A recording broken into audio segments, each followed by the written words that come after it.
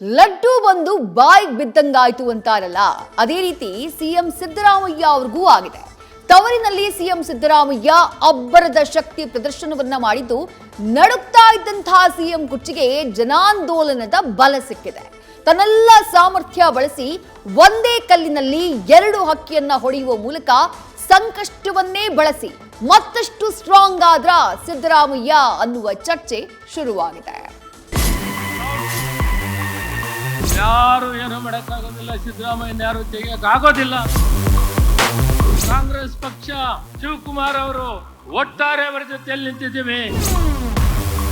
ಸಿದ್ದರಾಮಯ್ಯ ಅವರ ಕೈಯನ್ನು ಬಲಪಡಿಸ್ತೀವಿ. ಅವರಿಗೆ ರಾಜೀನಾಮೆ ಕೊಡೋದಕ್ಕೆ ಅವಕಾಶ ಕೊಡೋದಿಲ್ಲ. ಅವರು ಮುಖ್ಯಮಂತ್ರಿಯಾಗಿ ಮುಂದುವರಿಯುತ್ತಾರೆ.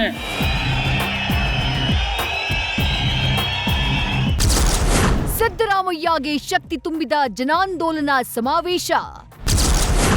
ಮತ್ತೊಮ್ಮೆ ಪೂರ್ಣಾವಧಿ ಸಿಎಂ ಆಗಲು ಸಿದ್ದುಗೆ ವರವಾಗುತ್ತಾ? ಕಾಂಗ್ರೆಸ್ ಜನಾಂದೋಲನ. ಇದು ಮೈತ್ರಿ ಪಡೆಯ ಮೈಸೂರು ಚಲೋ ಪಾದಯಾತ್ರೆಗೆ ಟಕ್ಕರ್ ಕೊಡೋಕೆ ಕಾಂಗ್ರೆಸ್ ನಡೆಸಿದ ಹೋರಾಟ.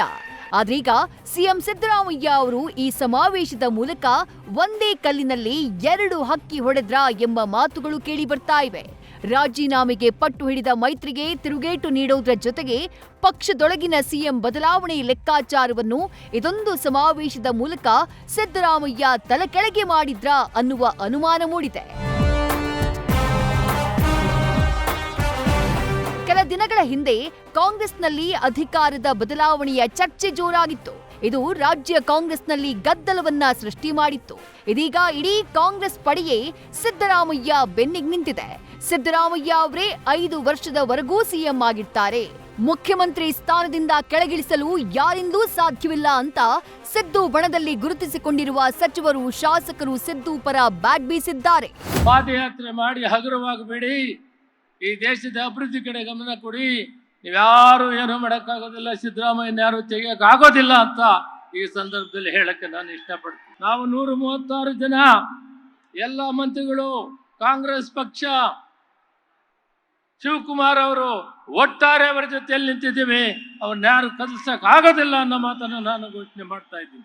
ಕಾಂಗ್ರೆಸ್ ಪಾರ್ಟಿನಲ್ಲಿ ಸಿದ್ದರಾಮಯ್ಯನವ್ರನ್ನ ಕೆಳಗೆ ಇಳಿಸ್ಲಿಕ್ಕೆ ಸಾಧ್ಯವೇ ಇಲ್ಲ. ಆ ಥರದ ವಿಚಾರವೂ ಕಾಂಗ್ರೆಸ್ ಪಾರ್ಟಿಯಲ್ಲಿ ಇಲ್ಲ. ಇನ್ಫ್ಯಾಕ್ಟ್ ನಮ್ಮ ಪಕ್ಷದ ವರಿಷ್ಠ ಮಂಡಳಿ ಅವರೆಲ್ಲ ತಿಳಿಸಿದ್ದಾರೆ, ನೋಡಿದ್ದಾರೆ.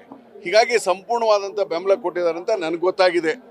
ಮತ್ತು ಯಾರು ಕೂಡ ನಾನು ಅವ್ರನ್ನ ಸಿದ್ದರಾಮಯ್ಯನವ್ರನ್ನ ತೆಗೆದು ನಾವು ಮುಖ್ಯಮಂತ್ರಿ ಆಗಬೇಕನ್ನೋರು ಯಾರೂ ನಮ್ಮ ಪಾರ್ಟಿಯಲ್ಲಿ ಇಲ್ಲ.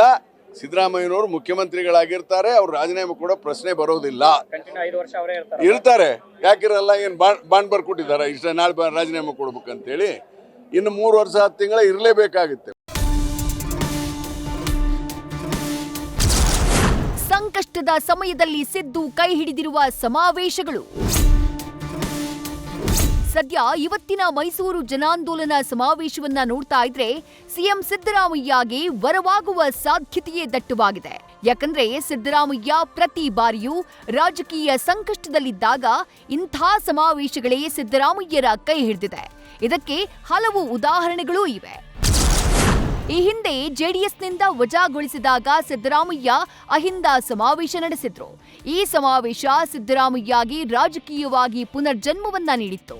ಇದಾದ ಬಳಿಕ ಕಾಂಗ್ರೆಸ್ ಸೇರ್ಪಡೆಯಾಗಿ ಜನಾರ್ದನ ರೆಡ್ಡಿ ವಿರುದ್ಧ ಬಳ್ಳಾರಿ ಪಾದಯಾತ್ರೆಯ ಮೂಲಕ ರಾಜ್ಯದ ಜನರ ಗಮನ ಸೆಳೆದಿದ್ರು.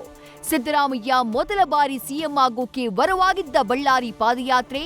ಇದಾದ ಬಳಿಕ ಕಳೆದ ಚುನಾವಣೆಯಲ್ಲಿ ಸಿದ್ದರಾಮೋತ್ಸವ ಮೂಲಕ ಹೈಕಮಾಂಡ್ಗೆ ತಮ್ಮ ಬಲವನ್ನ ತೋರಿಸಿದ್ರು. 2ನೇ ಬಾರಿಗೆ ಸಿಎಂ ಆಗಲು ಪ್ರಮುಖ ಕಾರಣವೇ ದಾವಣಗೆರೆಯಲ್ಲಿ ನಡೆದ ಸಿದ್ದರಾಮೋತ್ಸವ.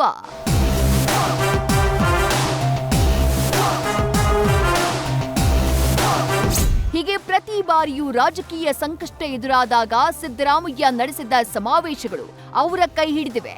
ಇದೀಗ ರಾಜಕೀಯ ಸಂಧ್ಯಾ ಕಾಲದಲ್ಲಿ ಹಗರಣಗಳ ಮಸಿ ಮೆತ್ತಿಕೊಂಡಿದೆ. ಜೊತೆಗೆ ರಾಜ್ಯ ಕಾಂಗ್ರೆಸ್ನಲ್ಲಿ ಅಧಿಕಾರ ಹಂಚಿಕೆಯ ಕಿಡಿ ಕೂಡ ಹೊಗೆಯಾಡ್ತಾ ಇದೆ. ಆದ್ರೀಗ ಜನಾಂದೋಲನ ಸಮಾವೇಶದ ಮೂಲಕ ಸಿದ್ದರಾಮಯ್ಯ ಕೇವಲ ವಿಪಕ್ಷಗಳಿಗೆ ಮಾತ್ರವಲ್ಲ, ಹೈಕಮಾಂಡ್ಗೂ ಪರೋಕ್ಷವಾಗಿ ಸಂದೇಶವನ್ನ ರವಾನೆ ಮಾಡಿದ್ದಾರೆ ಎಂಬ ಚರ್ಚೆ ಶುರುವಾಗಿದೆ.